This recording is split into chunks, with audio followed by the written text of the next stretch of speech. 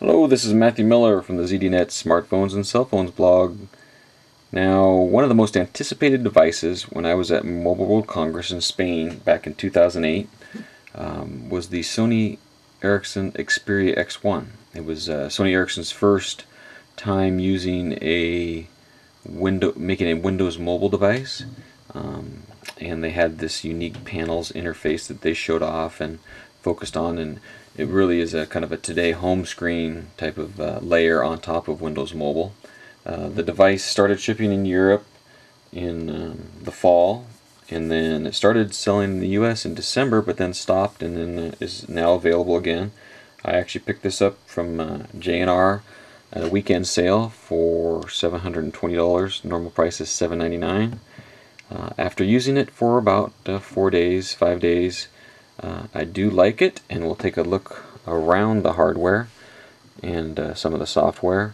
I do like the device. It is a nice Windows Mobile device, but compared to my $250 HTC Fuse, I really don't see enough that is worth the extra $500 for the device, and I'm a little disappointed in some of the performance and things, even though it does have some cool looks and some neat functionality.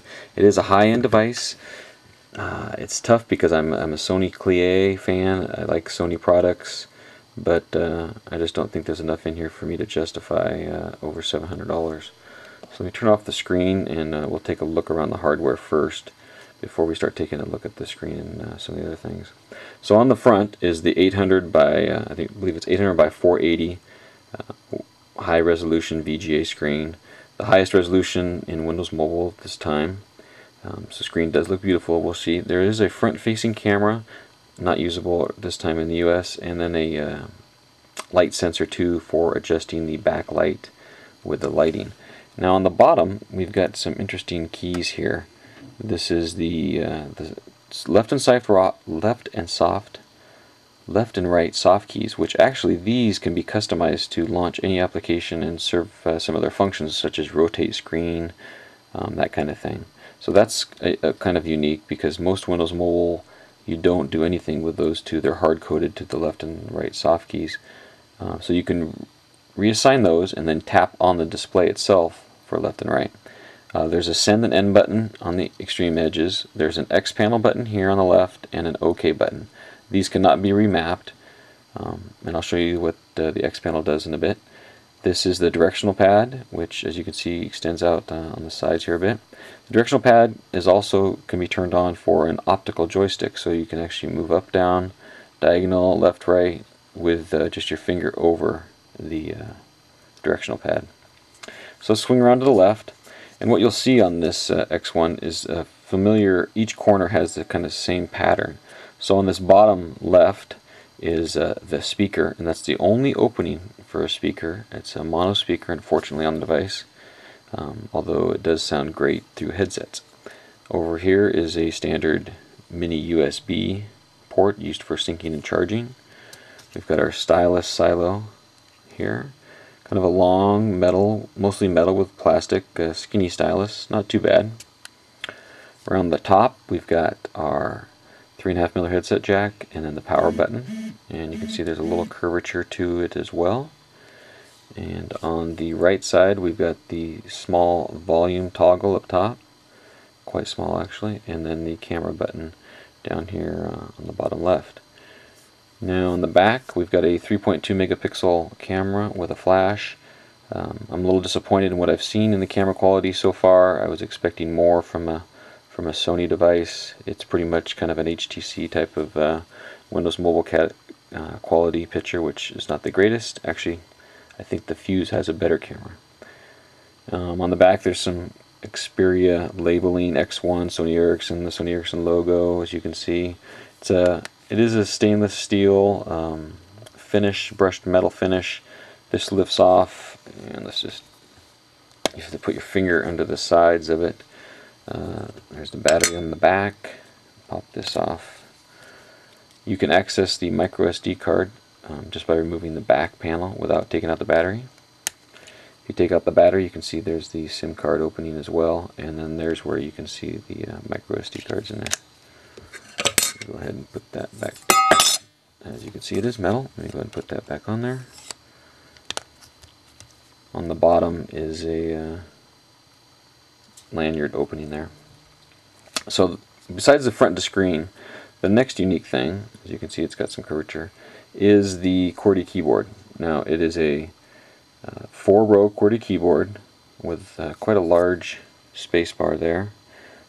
Enter key on this side, it's quite large as well. Let's trying to get that out of the light there. It's brushed metal as well. The keys are pretty well designed. You can see it better in the pictures that I have, some of the angles on the keys. I'm able to type pretty fast. The backlighting though is such that when it comes on I can hardly actually see the keys themselves. Kind of reminds me of what I saw on the bronzed T-Mobile G1, which was not a big fan of, and something that irritates me.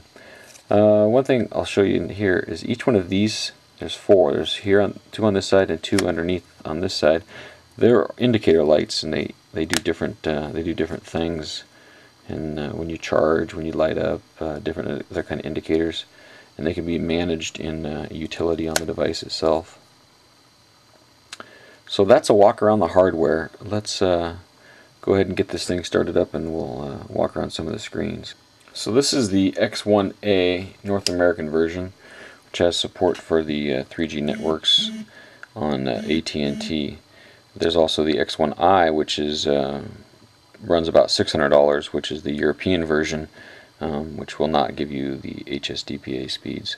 So here's the 9 panels. If I rotate the screen, I can tap this and have them appear as different cards and things like that. So there's the 9 panels that I have on here currently. There's some unique ones like this fish one here. Each one of these fish actually means a different thing as far as messages and battery life and missed calls. And if you were to put your finger on it, they'll actually follow you around on the screen. Kind of a cool little deal. More novelty than anything else, I suppose. Facebook, let me just show this one real quick. I don't know, it takes some time to load the Facebook panel. Should have me logged in. It's actually a pretty decent mobile application. So what will happen is my face appears in the middle, and then my friends start appearing around it, and if you tap on each one of the faces, it will actually show you some of the different statuses. So there's mine starting to appear, and then as you'll see, others will pop in. And this is showing me with an HSDPA of 2 bars, and as you can see, it still is kind of slow to load this panel up. There's XPERIA, I see, pop in, and the faces are now starting to pop in. If I tap on somebody, you can see it has their status up top, and if you were to go tap that, you would go into more of the rest of the Facebook application, more functionality. Again, it's a little bit slow to my opinion. There's a standard XPERIA one, there's a Google one, there's a FM radio panel, and some other customized ones that I found. Couple I want to show, let's just show this. This is SPB Mobile Shell. Starts out kind of fuzzy, and then when it clears and gets clear text, that means it's started. So as you can see, there's you can have contacts here, the standard SPB Mobile Shell stuff with weather. If you tap on that, you can see your local weather. And then over here you can go in, these are shortcuts, so if I tap on multimedia, jumps into media player, camera, and all of this is customizable. And it's a free shell, so SPB did a great job here.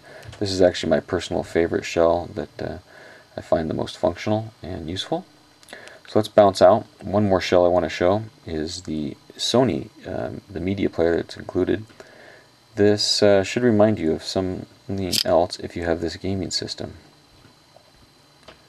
It's very familiar to the Sony PSP actually.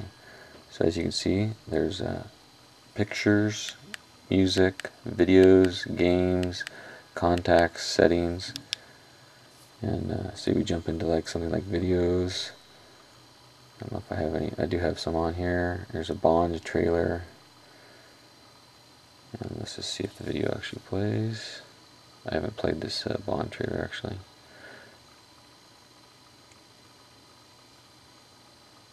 This came loaded on the device.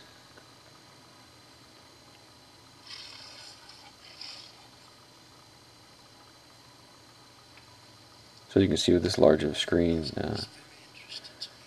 video can be a nice thing to watch, although it's tough to compete with the iPhone that also has a nice media player as well. Now, one thing I can't figure out is any way to get back out of the media player when you're in there. There we go. I guess it was just the back key. So back. See, there's music, pictures. Now, one thing, when I found that if you're listening to music and you switch to another panel, the music stops. So it's a limited panel. It's kind of nice. It gives you kind of a Sony PSP experience, but you can't switch panels or jump around to other panels while you're using that. So other than panels, let's just bounce in here. I do have a ton of my own programs loaded. I don't know if there's anything to show. Most of these are my own that I put on there. So it means Windows Mobile. It's highly customizable. Not much to see there that's different. Let's see settings, if there's any settings. I will show a couple quick settings that are custom to this device. So nothing on the personal. In system, there is a setting for the optical sensor.